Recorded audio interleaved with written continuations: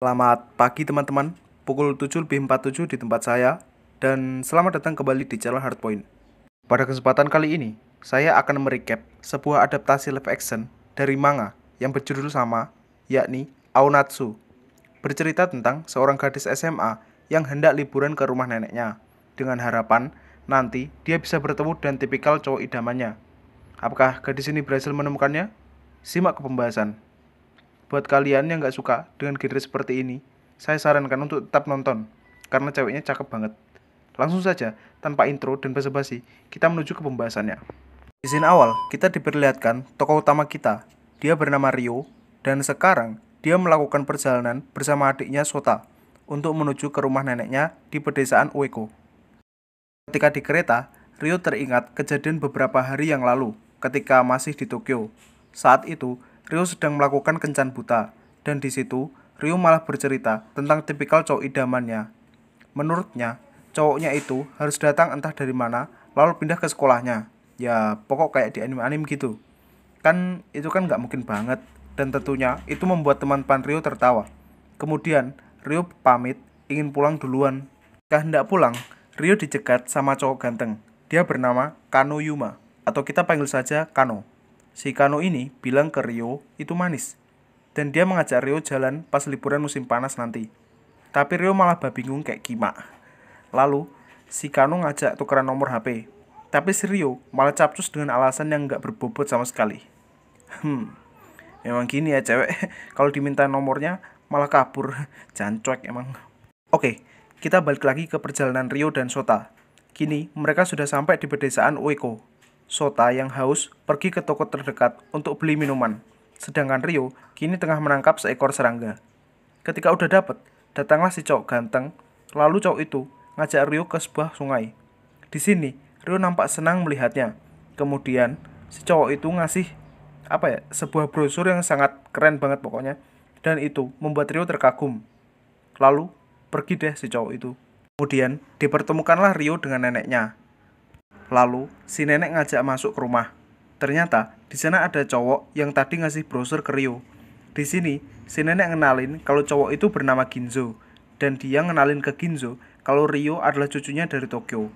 Tetapi, itu malah membuat Ginzo gak senang. Lalu, sebelum pergi, Ginzo bilang ke Ryo, "Parah, men. Pokok malamnya ini Ryo galau gak jelas, hingga keesokan paginya, Ryo bantu-bantu neneknya, jaga toko pastinya. Tapi, Ryo terus membuat kesalahan yang akhirnya membuat Ginzo tambah jengkel. Terus, ada scene di mana Ginzo memberikan brosurnya ke pengunjung cewek, dan itu membuat Ryo cemburu dan kabur dari rumah. Pas kabur, Ryo malah jatuh ke jurang, dan kakinya yang terkilir membuatnya nggak bisa pulang hingga malam. Di sisi lain, neneknya Ryo mulai cemas. Di sini juga ada Ginzo dan mereka pun ngobrol tentang alasan Ginzo kesal sama Ryo. Karena, walaupun Ryo cucu kandungnya, tapi dia jarang berkunjung. Terus neneknya meluruskan kalau dia lebih suka ke Tokyo daripada Ryo yang ke Ueko. Dan Ginzo yang sadar pun bergegas untuk mencari Ryo. Singkat cerita, Ginzo sudah menemukan Ryo, lalu mengantarnya pulang.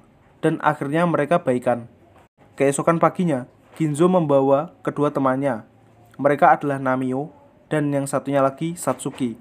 Kini mereka akan melaksanakan ritual penyambutan tamu ala remaja Ueko, yaitu lompat dari jembatan ke sungai. Dan singkat cerita, Ryo berhasil menaklukkan challenge tersebut. Lalu datanglah si Opai. Enggak. Maksud saya si Marika. Dan katanya, dia adalah tunangan dari Ginzo. Pada saat ngobrol, si Namio mengajak Ryo untuk berpartisipasi dalam festival tahunan Ueko. Karena berhubung tanggal pulang Ryo masih lebih lamaan dikit daripada tanggal festival. Di tengah obrolan, tiba-tiba si idiot Marika kepleset dan jatuh. Ginzo yang melihatnya spontan menolong Marika. Dan tentunya hal ini membuat Ryo cemburu. Lanjut ke cerita, hari sudah sore. Kini Ryo dan Sota pulang ke rumah dan bertemu bapaknya Ginzo. Di sini, bapaknya Ginzo bercerita jika dia nggak punya tunangan, dia pasti udah ngejar ibunya Ryo ke Tokyo. Tentu saja, hal ini membuat Ryo kepikiran kalau nanti Ginzo seperti itu. Lalu Shin berpindah ke sebuah perkumpulan bapak-bapak. Di sini ada bapaknya Ginzo, dan Marika. Si Marika ini teler dan akhirnya dengan terpaksa Ginzo mengantarnya pulang. Di sini juga kita lihat kalau sebenarnya Ginzo itu nggak suka sama si Marika, tapi orang-orang desa terus nyumblangin mereka. Esokan paginya, diadakan rapat yang dihadiri para remaja desa. Pada rapat itu, Ginzo bilang kalau desanya itu nggak ada apa-apanya dibanding Tokyo. Tapi Ryo malah bilang sebaliknya, kalau desa Ueko itu lebih hebat daripada Tokyo. Lalu Ryo memberi sebuah saran agar semua orang Ueko membuat video tentang keindahan desa Ueko, yang nantinya video itu akan diputar di layar lebar. Toh nanti pas festival kan banyak wisatawan yang datang, jadi banyak yang lihat juga dong. Ketika sudah selesai, Ryo bertanya ke Ginzo perihal hubungannya dengan Marika. Tapi Ginzo menjawab, itu cuma omongan dari orang desa, dan bukan dari keputusanku. Tentunya, hal itu membuat Ryo gembira. Dan ketika Ryo hendak pulang, dia berhenti ke rumahnya Ginzo untuk membuatkannya makan siang. Lalu Ryo iseng membuka buku Ginzo, dan terjadilah Ryo yang kagum dengan karya Ginzo menyarankan Ginzo untuk sekolah seni ke Tokyo. Namun tiba-tiba datanglah Marika yang datang melabrak si Ryo. Ketika malam, nenek Ryo bercerita tentang Ginzo yang sebenarnya ingin jadi desainer profesional. Namun, mimpinya tertahan karena sudah banyak orang desa yang merantau. Hal ini membuat Ginzo harus bertahan di desa untuk melanjutkan usaha sake milik ayahnya.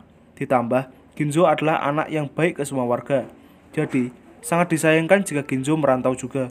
Esokan harinya, Ginzo dan Ryo pergi ke perpustakaan. Di tengah perbincangan, Ryo tiba-tiba menyatakan perasaannya. Ginzo no koto ga suki. Lalu datanglah Namio dan Satsuki mempergoki mereka.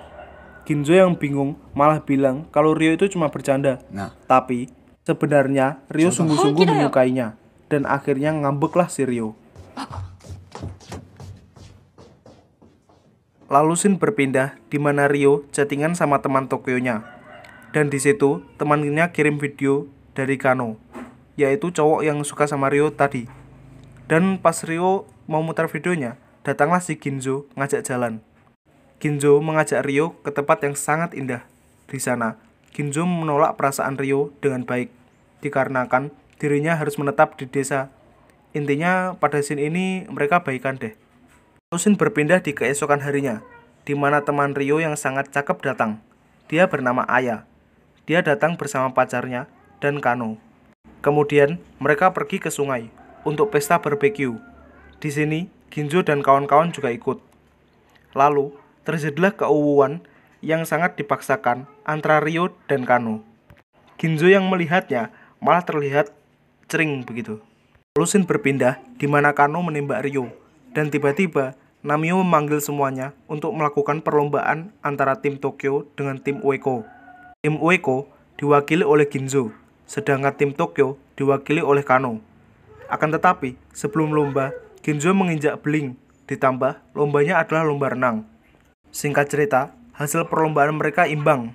Lalu, Ryo yang menyadari akan luka Ginzo pergi untuk mengobatinya. Lalu scene berpindah ketika langit sudah sore dan teman-teman Ryo hendak pulang. Di sini, akhirnya Kano berhasil meminta nomornya Ryo dan mereka pun pulang. Kemudian, scene berpindah di keesokan harinya, di mana ibu Ryo datang menjenguk neneknya.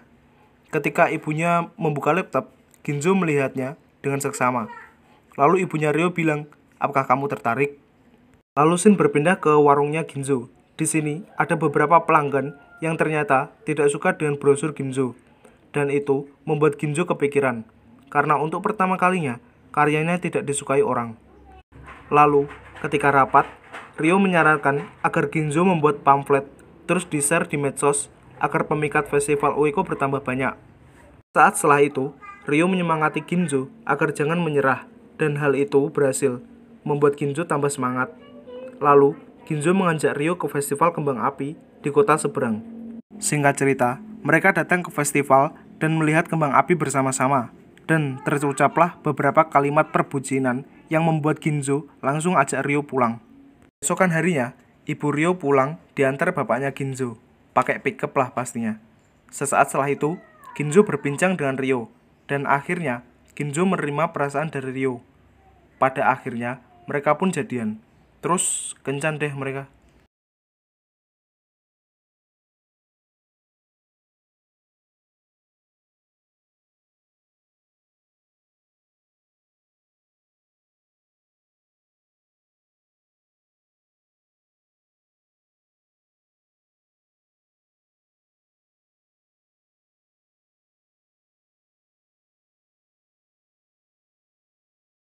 suatu hari, Ryo dan Ginjo pergi ke sekolah.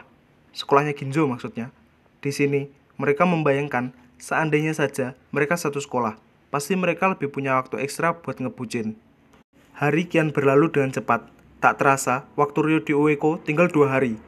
Dan hari ini adalah hari di mana festival Ueko diselenggarakan. Singkat cerita, tibalah saat di mana video keindahan Ueko diputar. Di situ, ada scene di mana Ryo dan Ginjo sedang berkencan. Tentunya, hal itu membuat Ryo senang. Akan tetapi, sebelumnya Ryo sudah berencana untuk pergi pulang lebih cepat, karena dia nggak mau berpisah dengan yang lain. Ginjo yang menyadari akan hal itu, langsung mengejar Ryo menggunakan motor KLX miliknya. Lalu, terjadilah scene perpisahan yang sangat menyedihkan.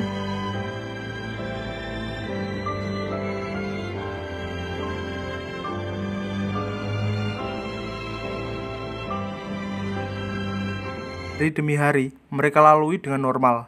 Hingga pada suatu hari, Ginjo berbicara dengan Marika kalau dia akan ke Tokyo.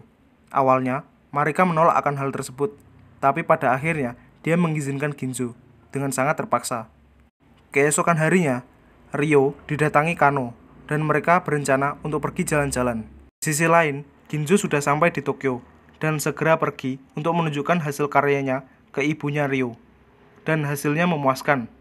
Pada akhirnya, ibunya Ryo menyuruh Ginjo ke sekolah seni untuk mengembangkan bakatnya tersebut. Lalu scene berpindah ke Ryo yang berhasil menolak perasaan dari Kano. Kano yang cowok strong pun membiarkan Ryo untuk pergi mengejar Ginjo. Ryo pun berlari, lalu menelpon Ginjo.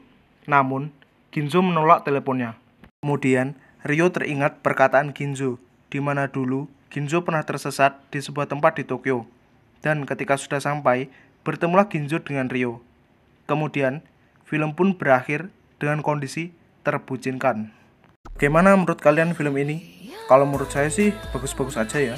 Walaupun saya bukan bucin, tapi saya suka dengan genre seperti ini.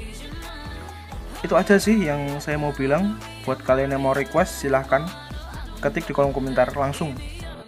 Semakin rendah rating dari requestan kalian, maka saya akan semakin semangat untuk merecapnya. Dan buat kalian yang belum skircap, silahkan skircap karena channel gue sangat sepi seperti rambut gue. Terima kasih buat kalian yang sudah mampir. Sampai jumpa di video selanjutnya dan bye-bye.